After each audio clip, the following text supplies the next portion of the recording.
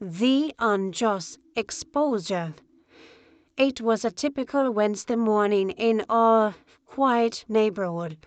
The sun was shining, birds were singing, and children were playing in their homes. But little did we know our peaceful morning was about to be shattered. Suddenly police cars swarmed our streets, sirens blaring.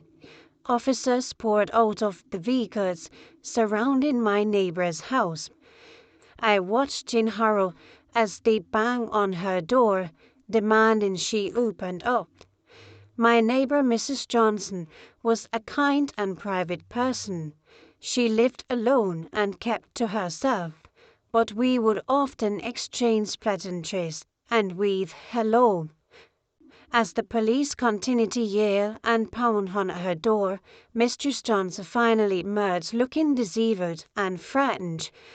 But the most disturbing part was when they forced Mistress Johnson to take her robe off and stand outside in her nude while they continued their search.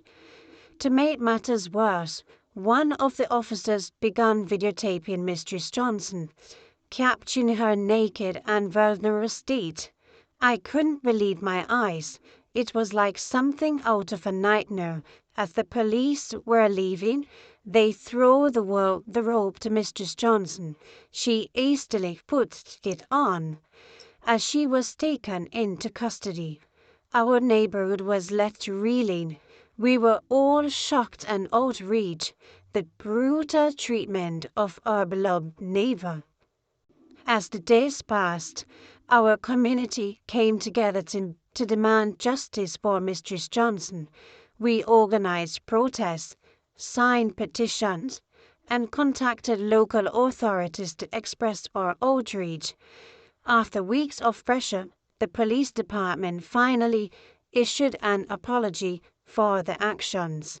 They admitted the search and videotaping were unjustified and promised to take steps to prevent such incidents in the future. But the damage had already been done. Mistress Johnson's privacy and dignity had been brutally stripped away, and she would never be the same.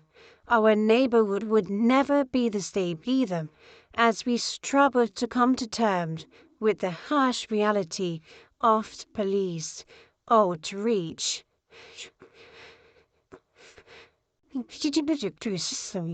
What?